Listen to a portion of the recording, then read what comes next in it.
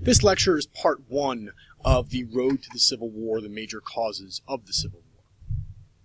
So one of the first major things going on, obviously slavery is the largest cause of the Civil War, and slavery is exacerbated by this cotton production made by the cotton gin. In 1791, there were 4,000 bales of cotton that are produced. By 1849, there are 2.2 million bales of cotton. So the cotton gin revolutionizes the American economy. It cost about 6 cents per pound to 14 cents per pound in 1857. So it was growing in value, and therefore they're going to produce more. It'll expand into larger or other southern states, including Arkansas and Texas. The crop increases. So by 1860, by the dawn of the Civil War, it's 5.3 million bales as we're continuing to grow cotton. The value goes from $8 million in 1800 to $250 million at the dawn of the Civil War. So you're seeing how cotton production is incredibly significant. We also continue to produce, tobacco as well. So 200 million pounds to 430 million pounds. So it's not just cotton, but that whole cash crop system is going to be a major cause of the Civil War. So in 1790, early on, we have about 700,000 slaves, obviously the majority of them in the South, and they're still brought through the slave trade. As we have discussed, by 1805, the slave trade is made illegal, but because of that cotton production, the slave population is going to grow exponentially. So as we said, by 1805, 1808, the importation of slaves was illegal. You could trade slaves within the United States. Most of the increase is due to natural production, but it's also from people illegally importing slaves or getting people from the north to come down illegally as well. So around the outbreak of war in 1860, the population of the United States is about 33 million, and of those 33 million, there are 4 million slaves in the South, and that'll be the cap, because obviously by the end of the Civil War, slavery will be over. So we see this Southern society, how it's set up. It was similar to a feudal system that existed in Europe during the Middle and Dark Ages. There was a caste system and difficult to move up the social ladder, even if you weren't a slave. It is based on white supremacy and the idea that slaves were inferior. So you see the upper class, the plantation owners and aristocracy at the top. The middle class, small farmers owned some slaves, and they were looking to achieve the American dream through slavery and through being self-sufficient. The lower class white group owned no slaves, hated the white upper class, and were struggling to achieve that American dream, and many of them would actually work on plantations as well alongside slaves. So you see some of the racism from competition for jobs right there. And that was probably the largest group of people in the South, those poor whites. There were free blacks and in the South, but they have no political or civil rights. They are second-class citizens, and then a portion of the South is also slaves who have no rights, and obviously they are considered property, not citizens or not human beings.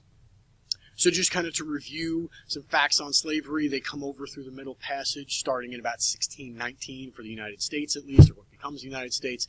At the Constitutional Convention, we have the Three-Fifths Compromise, 1805, 1807, 1808. Importation of slaves is banned, and we have the Fugitive Slave Law as part of the Missouri Compromise, which said that any slaves that ran away via the Underground Railroad would have to be returned.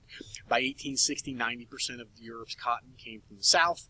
More than half of U.S. exports, even out of the North, were cotton or were, some way tied to cotton, whether they were textiles or actually cotton. And more money was invested in slaves than in land and tools. So we had about $2 billion invested in slaves by the time of the Civil War. So this is obviously well ingrained into the American society. So the more slaves you had, the greater social status you had. Most people in the South did not actually own any slaves. It's just that few people owned many, many slaves. 2/3 of our presidents since independence were slave owners, so about 66%. And the majority of the Supreme Court justices were from the South. So you have the executive branch and the judicial branch supporting slavery because that's their lifestyle. That's where they came from. So they would find ways, moral, legal, economic arguments to keep slaves in bondage. So slaves were being sold at auction. It was prevalent in the Southern society right up until the Civil War. There are more millionaires in the South than the North, but the North has a better disbursement of wealth. So there were more middle-class people in the North, but there were more millionaires and more severely poor whites in the South. 75% of the cotton harvest was done by plantations with 10 or more slaves, and most people had 10 or fewer slaves, actually. Slave population grew from natural reproduction, and there was a slave trade within the United States that kind of continues to grow this trade as well. So as we continue to approach the Civil War, we know that slaves had no political or civil rights. The U.S. was the largest slave institution in the world by 1860. Most other countries had eradicated their slaves or eradicated slavery. The U.S. produced about 7/8 of the world's cotton supply at this point, so not just to Europe, but to the world. It was known as the peculiar institution. To own another human being was starting to be considered immoral by later abolitionists. Cotton is king, which is what is driving slavery. The South was not willing to change, especially because they had the argument that northern textile mills were making their money off cotton that was produced by slaves. And they always felt isolated and threatened from the rest of the United States, and that leads to that fear and distrust that we will talk about as a cause of the Civil War as well. And again, it is important to realize, based on this chart, that most people in the South, over about 75% of the slave-owning, of the population of the South, white Southerners, were not slave-owning. The majority of people did not own slaves because they were poor Southerners. The richest people did own lots of slaves, but most people owned none. And even when you look at the breakdown of those who did own slaves, the majority of those people, 75% of the people who did own slaves, owned only 1 to 9, so it wasn't a massive amount. These large plantations are controlled by 3% of the Southern population, so most of the people who are actually going to fight in the Civil War for the Confederacy don't own any slaves, or if they do, they own like 1, 2, 3, or 4. So it's not the aristocracy, the very rich, that are going to run this, that are going to fight in the Civil War. The very rich are going to run the Civil War for the South, and that leads to some discrepancy between the rich whites and the majority poor whites. So how do people that are in bondage fight against this? They're not just going to sit back and take it for the most part.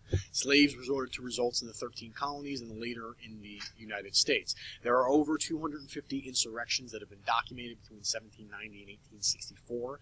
91 African Americans were convicted of insurrection in just the state of Virginia and the colony of Virginia. The first revolt in what became the United States is in 1526. It's a Spanish settlement near South Carolina on the Petey River, but there are several others after that. So in 1739, there's the Stono County Rebellion. 20 black Carolinians met near the Stono River and tried to get guns and powder from a store and killed 2 storekeepers found there. With cries of liberty and beating drums, the rebels raised the standard and headed south towards Spanish St. Augustine. They burned houses, killed white opponent. They were trying to get to the Spanish colony of Florida because it wasn't controlled by England and therefore they might be safer. It is the largest slave uprising in the 13 colonies prior to the Revolution. They eventually caught up with the band of 60 to 100 slaves.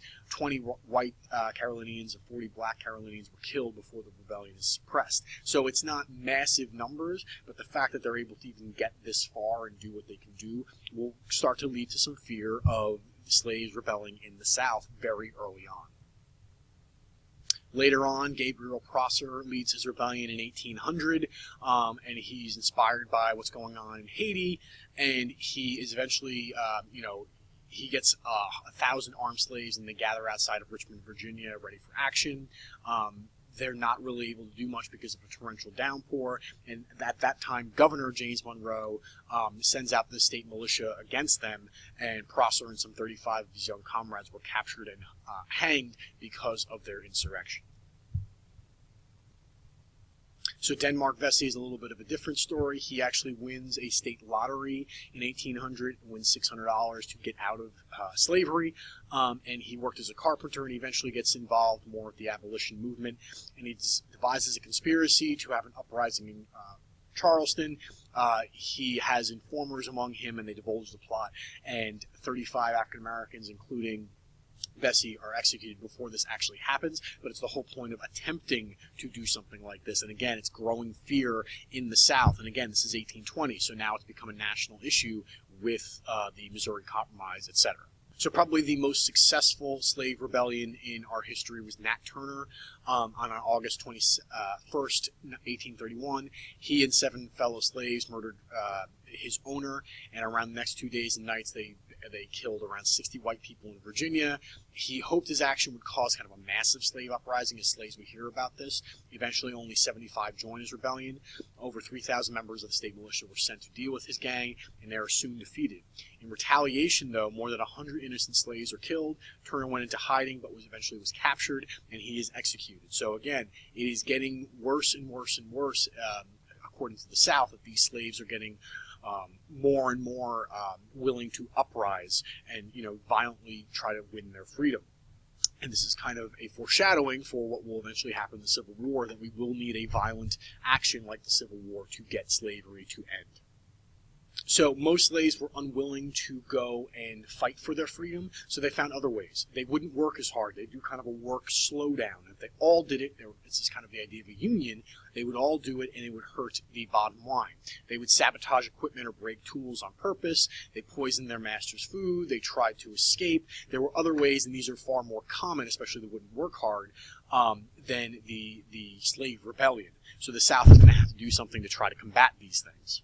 So white Southerners create these slaves laws or codes that restrict the movement of slaves. They're not allowed to be taught to read or write, so they can't really communicate very well, especially across plantations.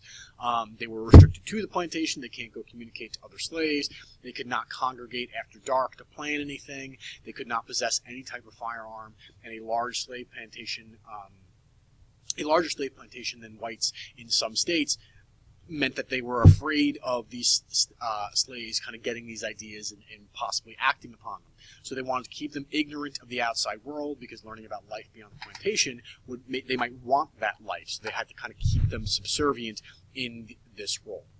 It's also important to realize some of the differences between what will become the Confederacy. These states are different. South Carolina especially was going to be strict on slaves because they had such a larger slave population than white population and a very small free population. Mississippi would be the same way, but places like Texas and Arkansas, who are further west and will be later to join the Confederacy, will have significantly smaller slave populations as a total population. Places like Virginia, as they're further north, would have a larger free population in addition to their relatively small slave population. So all these states have some different perspectives on what they want, which is why the Confederacy is called the Confederacy. It's a loose assemblage of states, not the federal government like in the Union. So the South also has to create arguments for slavery in addition to, to kind of fight the abolition movement. Obviously, the first one is it's economically profitable. The reason the country is growing and expanding economically is based on slavery. Slavery is in the Bible. Abraham had slaves, so that kind of counters the moral argument. We thought that whites were better than blacks, and therefore Southerners had to Christianize their slaves, which was, again, a moral argument that we're taking care of these people. They provided a better life for slaves than they had in Africa. They were fed, they were clothed, they were given a house. The legal argument was the Fifth Amendment legalized and protected slavery because slaves were considered property. The Fifth Amendment says property cannot really be taken away from you very easily, so therefore this is why slavery has a legal, moral, and economic argument according to Southerners. On the other side, we obviously have the abolitionist movement, and most abolitionists believed that it's immoral. It was odd or strange or weird for another person to own another human being, hence the reason it's called a peculiar institution. Abolitionists argue that slavery was immoral because it violated the ideals that the country was founded upon, like in the Declaration of Independence, all men being created equal. If the U.S. was to succeed as a democratic society, slavery had to be abolished. If we're talking about equality, we can't have second-class citizens like free blacks or like slaves, obviously. So we've talked about some abolitionists, William Lloyd Garrison or Frederick Douglass. Harriet Tubman is probably the most active one. She's considered Moses because she's freeing her people. That's her nickname. She leads over 300 people to escape slavery during the 1850s. The South puts a $40,000 bounty on her head. She's known as the conductor of the Underground Railroad. She gets money from abolitionists to do this. She also will serve as a Union spy during the Civil War, and she's going to be one of the most significant, pushers for the freedom of. And we have this idea that both sides, North and South, are both breaking the law. The Underground Railroad broke the fugitive slave law because they weren't returning the slaves. And the abolitionists thought that they were breaking the moral law with the fugitive slave.